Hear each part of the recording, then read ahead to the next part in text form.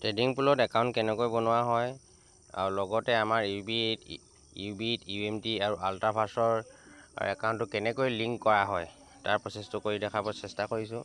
ইয়াৰ কাৰণে আমি গুগল ব্ৰাউজাৰত যাব লাগিব, ক্ৰম ব্ৰাউজাৰত যাব লাগিব। tradingpool.io এইটো আমাৰ হৈছে ৱেবছাইট। এতিয়া tradingpool.io আমি ক্লিক কৰিলোঁ, টাইপ কৰি থোৱা আছে। কৰাৰ লগে লগে এনেকৈ পেজ এটা আহিব, innovative forex trading platform fitted with automated bots. তাৰপিছত এই তিনিটা লাষ্ট দেখিছে যে তাত টাচ কৰিব। টাচ কৰাৰ লগে লগে লগইন বটনটো ক্লিক কৰিব। ক্লিক কৰাৰ পিছত দেখিছে নহয়, ফিল দ্য ডিটেইল বিলো এক্সেছ ট্ৰেডিং পুল একাউণ্ট। এতিয়া আমি যিহেতু লিংক কৰিম, গতিকে ইয়াত আমাৰ একাউণ্ট খোলা নাই, তেতিয়া আমি কি কৰিব লাগিব, এই ফৰগট পাছৱৰ্ডটোত ক্লিক কৰিব লাগিব। ফৰগট পাছৱৰ্ডটো ক্লিক কৰিছোঁ। ক্লিক কৰাৰ পিছত কি কৈছে, যদি মানে ইয়াত আমি কি দিব লাগিব, ইউজাৰ নেমটো দিব লাগিব। ধৰি লওক মই ইয়াত ইউজাৰ নেমটো দি দিছোঁ EALLAVI টিপুলটো, যিটো ধৰি লওক মোৰ ইউবিট আল্ট্ৰাভাৰ্ছৰ ID আছে হা। তাৰপৰা ইমেইলটো দি দিছোঁ হা, ইমেইলটো দি দিছোঁ। এক ছেকেণ্ড, ইমেইলটো মই চিলেক্ট কৰি লৈছোঁ। এতিয়া মই ইমেইলটো দি দিছোঁ, তাৰপৰা চেণ্ড ৰিচাৰ্জ লিংকত ক্লিক কৰি দিব। ক্লিক কৰাৰ লগে লগে এনেকৈ আপোনালোকে আহিব, we have email your password recharge link এটা যাব হা। যিটো ধৰি লওক আমাৰ আল্ট্ৰাভাৰ্ছ ইউবিটত ইমেইল থাকিব তাতহে যাব আকৌ দেই, নহ'লে কি হ'ব, আপোনালোকৰ বেলেগ যদি ইমেইল দি ইয়াত খুলিবলৈ বিচাৰে, তেতিয়া আপোনালোকৰ কি আহিব, ন' ৰেকৰ্ড ফাউণ্ড বুলি দেখাব আমাৰ ছিষ্টেমত বুলি আহিব হা। এতিয়া মই ইমেইলত ধৰি লওক পাছৱৰ্ড ৰিচেট লিংক এটা দিছে, তালৈ গৈছোঁ।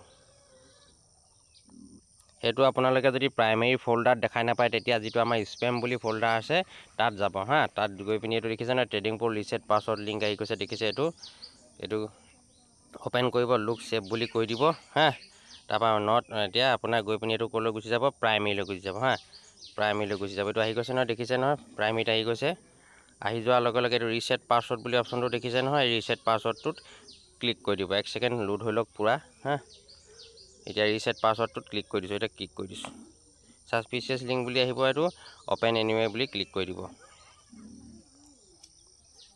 ক্লিক কৰি দিছে, দেখিছেনে। এতিয়া কি হৈছে, এনেকৈ ফৰ্ম এখন আহি গৈছে, enter your user name, email address, password, confirm password.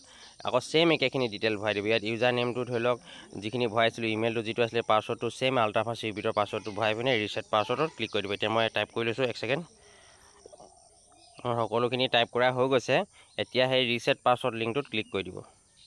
Click কৰাৰ লগে লগে আপোনালোকলৈও এটা OTP যাব। এতিয়া দেখিছে নহয়, ছেভ পাছৱৰ্ড কৰি দিছোঁ, ই পাছৱৰ্ড হেভ বিন চেঞ্জ। এতিয়া লগইন কৰিবলৈ দিছে। এতিয়া আমি লগইন কৰিব লাগিব, ছেম ইউজাৰ নেম আকৌ পাছৱৰ্ড দি মই এতিয়া লগইন কৰিবলৈ লৈছোঁ। এইটো এণ্টাৰ কৰি এতিয়া চাইন ইন পেজত ক্লিক কৰি দিব। ক্লিক কৰাৰ লগে লগে দেখিছে নহয়, ছেভ কৰি দিছোঁ, পাছৱৰ্ডটো এনেকৈ আহি গৈছে। এইটো F4 ক্লাবৰ এডভাৰটাইজ আহি আছে, স্ক্ৰীণখনৰ ওপৰত এনেকৈ টাচ কৰি দিব, এনেকৈ হৈ যাব। এতিয়া এক্টিভ বট, প্ৰথমতে আপোনালোকে বটটো $100 দি এক্টিভ কৰি ল'ব লাগিব। আৰু মিনিমাম ইনভেষ্টমেণ্ট কি আহিছে, আপোনাৰ $100 পৰা আছে। এনেকৈ কৰি পিনি এইটো ডিপ'জিট ৱালেট এনেকৈ কৰি আহি যাব আপোনালোকৰ। এইটো এতিয়া বেলেগ এটা ইয়াত ধৰি লওক লগইন হৈ আছে, এইটো লগ আউট কৰি লৈছোঁ, মই লগ আউট কৰি লৈছোঁ। এতিয়া ধৰি লওক এইটো আপোনাৰ টিপুলটো এইটো হা। এতিয়া ভেৰিফাই ইয়ৰ একাউণ্ট, এতিয়া OTP এটা গৈছে, OTPটো মই ইয়াত এণ্টাৰ কৰি দিব লাগিব, তেতিয়া মোৰ ভেৰিফাই হৈ যাব। এইটো মেইল আহিছে, দেখিছে নহয়, 73404। এইটো ছেম আমাৰ ইউবিট স্বেপৰ নিচিনাই হা, 73704। আপোনালোকে এনেকৈ লগইন লগ আউট কৰি ল'ব লাগিব, নহ'লে এইটো একাউণ্টে লগইন হৈ থাকিব হা। গুগল পাছৱৰ্ড মেনেজ, এইটো হৈছে কণ্টিনিউ হা, দেখিলে নে।